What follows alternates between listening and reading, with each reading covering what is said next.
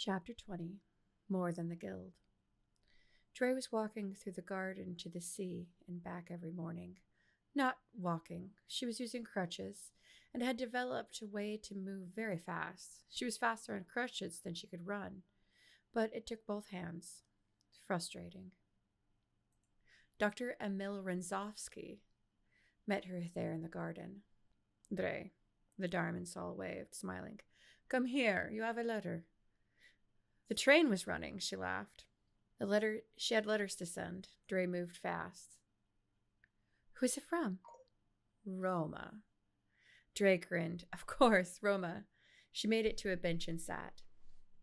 I will see you this afternoon, Drei. Take your letters to Arak at the main office. Yes, Darmansalar. Thank you. Drei sat and pulled open the note. The wax popped off onto the ground. Drei, my sweet, my love, my friend. It feels like no time has passed since you left, but everything has changed already. Tassos decamped yesterday. They were headed south to oversee the road project, though Cade says one of the farmers is furious about the bridge. Apparently, the new path runs through his ancestral orchard.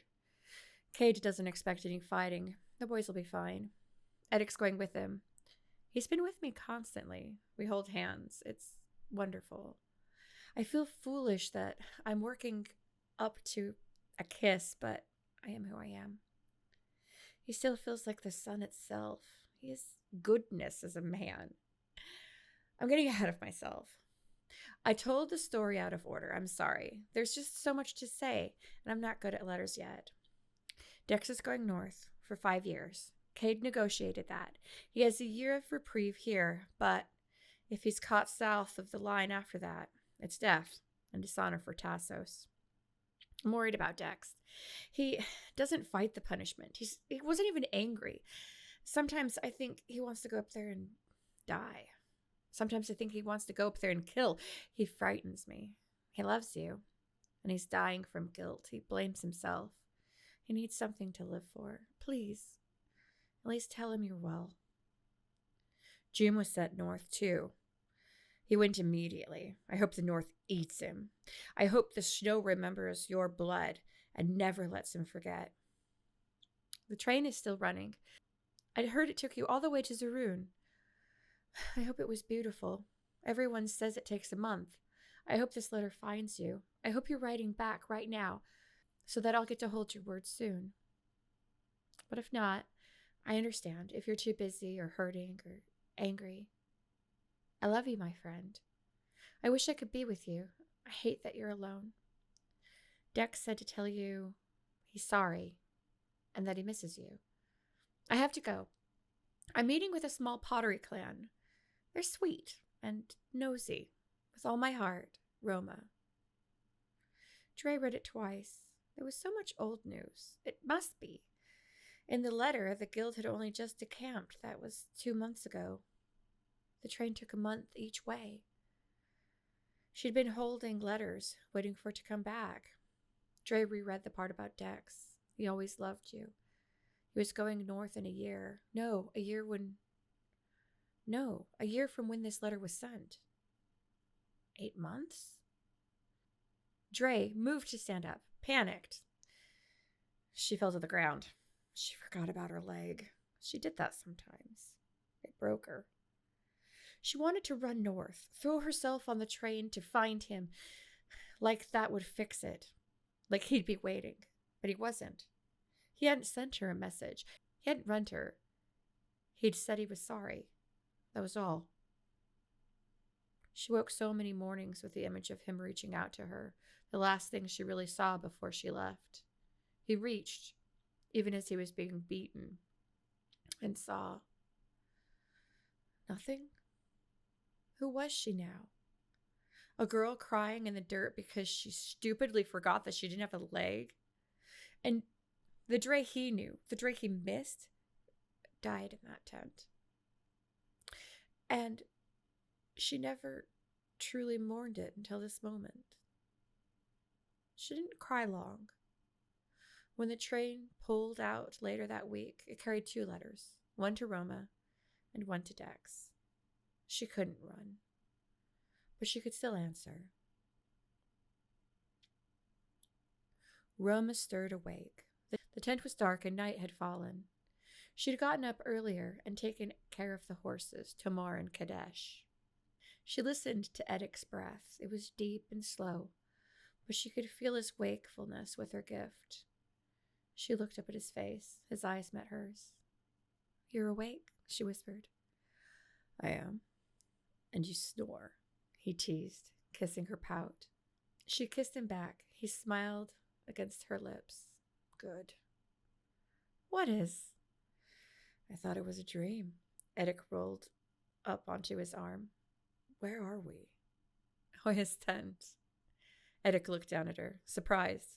"Inside Sifis?" "Yes." She kissed his chin. "You smell like a dead goat." Edic pulled her back and looked into her face. "That's your concern. Are we safe?" "Hoya's guarding the tent as if his life depends on it." Roma smiled. Edic winced. It was supposed to be a smile, but his eyes narrowed. "Tell me." "Tell you?" Roma asked, confused. "Who am I supposed to kill?" Edic laid with his head back, eyes closed. Roma sighed. She hated that he knew, that it suddenly felt like this. "His name's Lutanvar. He will challenge Hoya in combat if Hoya doesn't go along with his plans. Luton's plans are risky and will likely further destabilize the guild. He must die, now or later." "You were going to his tent? Luton's?"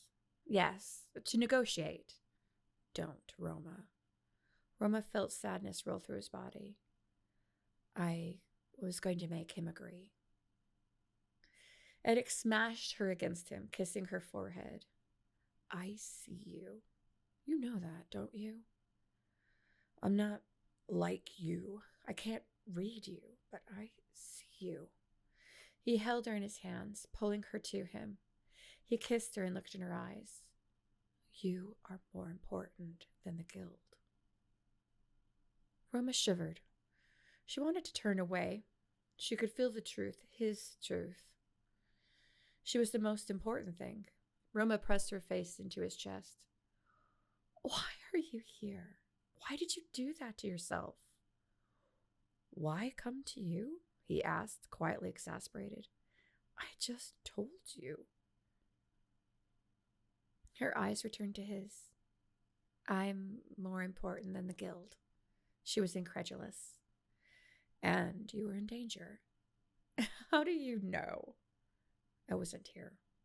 Edic smiled at her exasperation, rubbing a thumb across her chin. She frowned, a mockery of a pout. "You do smell like a dead donkey." "I have water for a wash." She rolled and gestured to the water basin. Edic rose, spreading the fire from a single candle in the room to several others. Roma's eyes followed him. She smiled, just looking at him. He grabbed a rag, soaked it, and then started to wash. He hid his face, the hollow of his arm, and then he glanced back at her. Roma curled on the mattress like a goddess. Her legs were bare to her thighs, and her gown had unlaced in her sleep. Her bosom was full. Her eyes rested on him. He felt a bit like prey. Her lips curled into a smile that dripped with mischievous desire. "Turn around," he gestured. "You jest," she laughed. "You make me nervous." "An ounce of privacy, mistress?" he teased. She rolled, giggling, and listened to the quick, quiet splashes. "Clean as a desert wind," he announced. Roma rolled over. His dirty linen pants were replaced by a towel, but the man had somehow missed most of his body. "You are still filthy." "I'll do a proper job after the work is done." Roma rose, nudging the stool into place. "Sit." She smiled, all softness and intent. Edic sat, and she took the rag from him. Roma started with his hair. He leaned back, sighing. She pushed him forward. "Now you're back." She washed and massaged, pressing his muscles in smooth circles. She reached around him and washed his chest. He grabbed a thin arm and kissed it. She kissed his cheek. He pulled her, wanting her in front of him. She let him move her, but dropped to her knees instead, crawling in front of him. She scrubbed the dirt from his ankles and feet. Edic leaned forward, breathing in her hair. When she finished, she tilted her head up. Her lips parted only slightly, after a smile.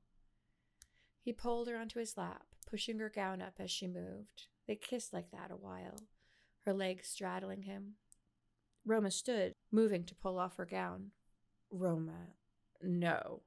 Edic stopped through gritted teeth. She paused. I want to. I want to too, but not here. It's not safe, and... He broke off, jaw clenched. No.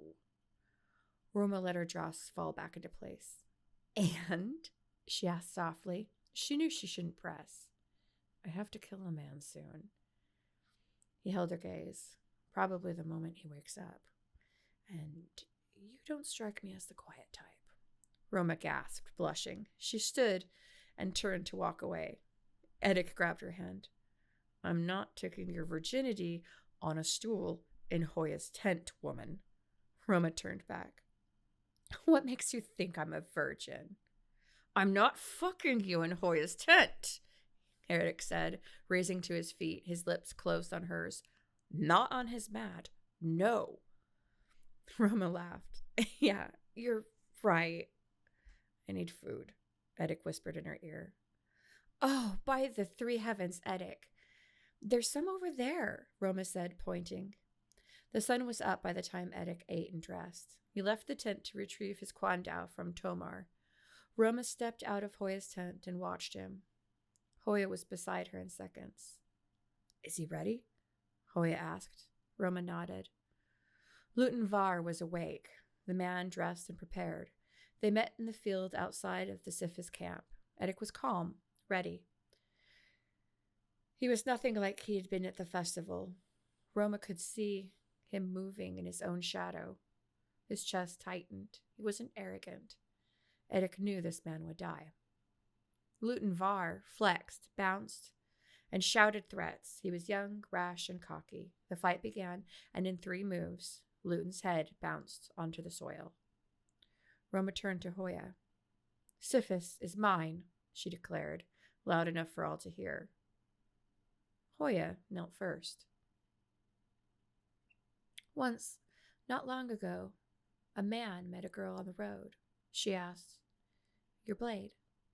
One side holds life, and the other death. Do you get to choose?